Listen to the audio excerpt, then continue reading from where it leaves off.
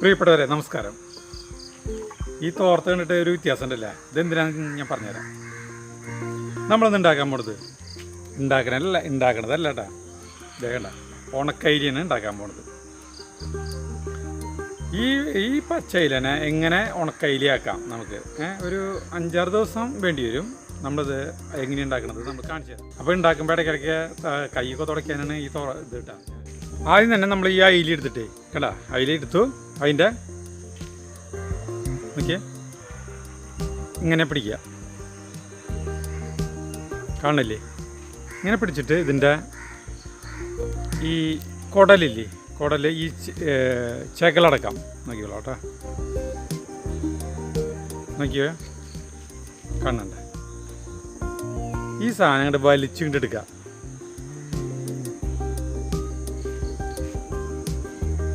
കേട്ടാ, വലിച്ച് കംപ്ലീറ്റ് എടുക്കുക. ഇത് നമുക്ക് കളയാം.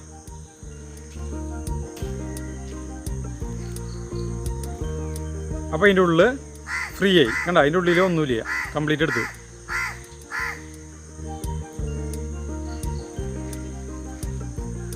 നോക്കിയേ, വൃത്തിയായില്ലേ? ഇനി നമ്മൾ ഒരു കത്തി എടുക്കുക.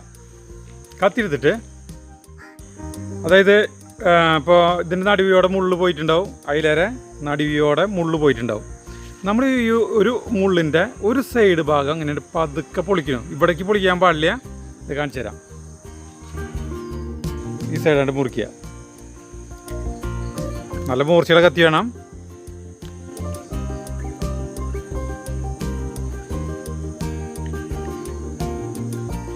മുറിയണില്ലേ? മുറിയണത് കാണുന്നില്ലേ? വാലിൻ്റെ അവിടം വരെ കേട്ടാ.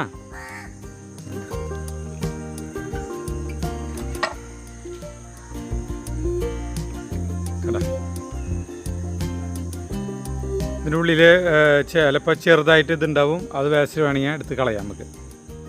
പിടിക്കുക,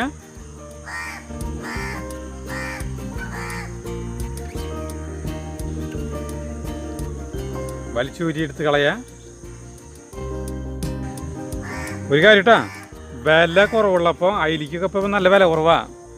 ഈ സമയത്ത് എപ്പോഴായാലും വാങ്ങിച്ചോളാം. വില കുറവുള്ളപ്പോൾ വാങ്ങിച്ചോളാം കേട്ടാ. അപ്പോൾ നമുക്ക് ഭയങ്കര ലാഭമായിരിക്കും. നമുക്ക് വീട്ടിലുണക്ക അയിലേക്ക് ഉണ്ടാക്കി വെക്കാൻ പറ്റും. അല്ലെങ്കിൽ 30-40 രൂപ കൊടുത്തിട്ട് അയില വാങ്ങിച്ച് കഴിഞ്ഞാൽ നമുക്ക് മുതലാവില്ല. ഒരയിലിക്കിട്ടാ, ഒരയിലിക്കൊക്കെ 30-40 രൂപ കൊടുത്തിട്ട് വാങ്ങിച്ചാൽ മുതലാവില്ല.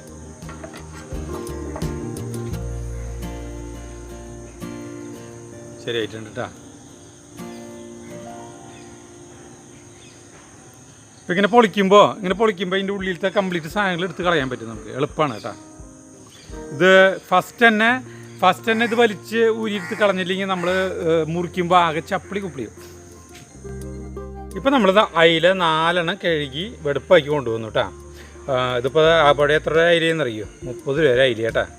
മനസ്സിലായ? 30 രൂപ അയില. നമ്മുടെ ഉണക്കയിലൊക്കെ ചിലപ്പോൾ ഒരു ടൈമിൽ 30-35 രൂപ 40 രൂപയൊക്കെ വരും. അപ്പോൾ നമുക്ക് നല്ല ലാഭമാണ് ഈ സാധനം. വലിയ വിലയിലായിരിക്കും അർത്ഥം.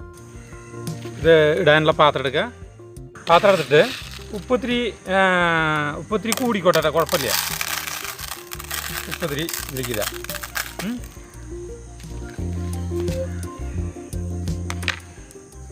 എന്നിട്ട് ഒരയില എടുക്കുക. അപ്പോൾ ഈ അയില എടുത്തില്ല. ഈ അയില എടുത്തിട്ട് ഇതിൽ ഉപ്പ് നിറയ്ക്കണം. കാരണം നമ്മൾ വെറുതെ അപ്പുറത്തപ്പുറത്ത് ഉപ്പിട്ടിട്ട് കാര്യമില്ല. ഇതിൻ്റെ ഉള്ളിൽ ഉപ്പ് നിറയ്ക്കാനുള്ള. ഉപ്പ് നിറച്ചില്ലെങ്കിൽ ഈ അയിലയ്ക്ക് മാംസത്തിന് കട്ടി കൂടുതലാണ്. നമ്മുടെ മാന്തളിൻ്റെയും മുള്ളൻ്റെയും പോലെയല്ല. അപ്പോൾ അതിൻ്റെ ഉള്ളിൽ നമ്മൾ ഉപ്പ് ചേർത്തില്ലെങ്കിൽ പുഴു വരും. അപ്പോൾ ശ്രദ്ധിക്കേണ്ട ഏറ്റവും വലിയ കാര്യം, ഇതിൻ്റെ ഉള്ളിൽ ഉപ്പ് ചേർക്കണം. നോക്കിയേ, കണ്ട? ഉപ്പിടണം. ഉപ്പിത്തിരി കൂടിപ്പോയിട്ട് കുഴപ്പമില്ല, നമുക്ക് കഴുകി കളയാവുന്ന കാര്യമുള്ളൂ കേട്ടോ. ഉപ്പിട്ടു, കാണല്ലേ? കേട്ടോ, ഉപ്പിട്ടിട്ട് നമ്മൾ ഇത് എങ്ങനെയുണ്ട് അമർത്തി വയ്ക്കണം. സാധാരണ അയിലേരെ പോലെ തന്നെ ആ ഷേപ്പിൽ തന്നെ അമർത്തി വെച്ചിട്ട് ഇതിൽ വയ്ക്കുക.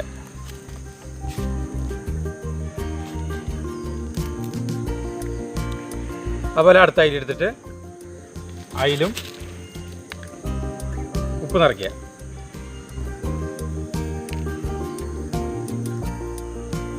കേട്ടോ, ഉപ്പ് നിറച്ചു.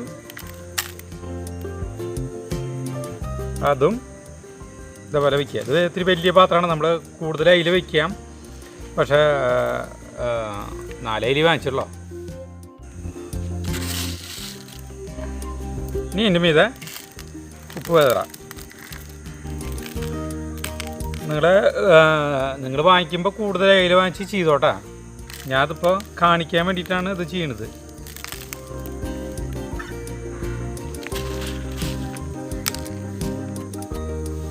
കൂടുതൽ അയില വാങ്ങിച്ചു കഴിഞ്ഞാണെങ്കിലേ വലിയ പാത്രം ആകുമ്പോൾ കറക്റ്റ് ജാമായിട്ടിരിക്കും. ഇത് ഉപ്പ് നിറച്ചു.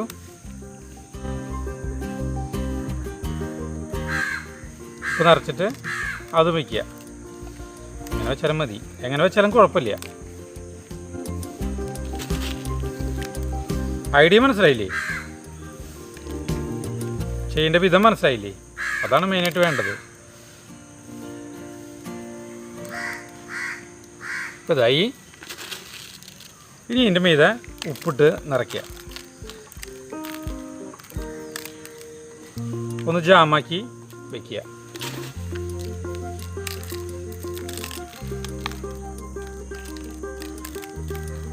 അപ്പോൾ ഇങ്ങനെ അടക്കടക്കായിട്ടാണ്ട് ശരിക്കും അങ്ങോട്ട് അമർത്തിയാണ്ട് വെക്കുമ്പോൾ ഇപ്പോൾ ഇതിൻ്റെ ഇവിടെ ഒരു അയില വെച്ചു, പിന്നെ ഇതിൻ്റെ മീതെ അയില വെച്ച് ഇങ്ങനെ ഇതായിട്ട് ഇങ്ങനെ അമർത്തി വയ്ക്കുക.